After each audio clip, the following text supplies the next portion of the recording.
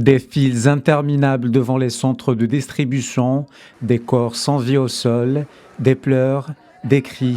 Ces scènes se répètent jour après jour dans une Gaza ravagée par plus de 20 mois de guerre. Ce n'est pas de l'aide, c'est une horreur. Chaque jour, entre 30 et 40 personnes sont tuées en essayant simplement de recevoir cette aide, comme si cela était devenu le prix à payer. Tu peux survivre aujourd'hui, mais demain ce sera peut-être ton tour ou celui de quelqu'un d'autre. Pour nous, c'est un piège mortel. Selon la défense civile de Gaza, des dizaines de personnes ont été tuées vendredi alors qu'ils attendaient de l'aide près d'un centre géré par la Fondation humanitaire de Gaza. Des accusations rejetées par l'armée israélienne qui affirme enquêter sur les faits.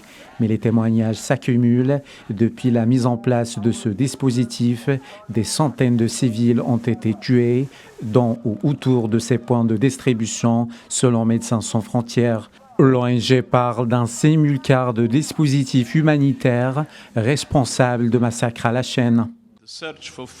La recherche de nourriture ne doit jamais être une condamnation à mort. Soyons clairs, en tant que puissance occupante, Israël est tenu par le droit international d'accepter et de faciliter l'aide humanitaire. À ce jour, aucune trêve n'a été conclue dans l'enclave palestinienne, malgré les appels répétés de la communauté internationale. La situation militaire à Gaza est totalement inacceptable. C'est pourquoi le haut représentant demande une évaluation au titre de l'article 2 de l'accord de l'association.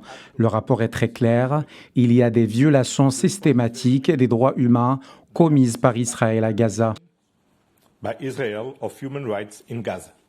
Sur le terrain, les civils continuent de payer le prix fort, certains pour un simple repas, d'autres pour avoir tenté de survivre un jour de plus.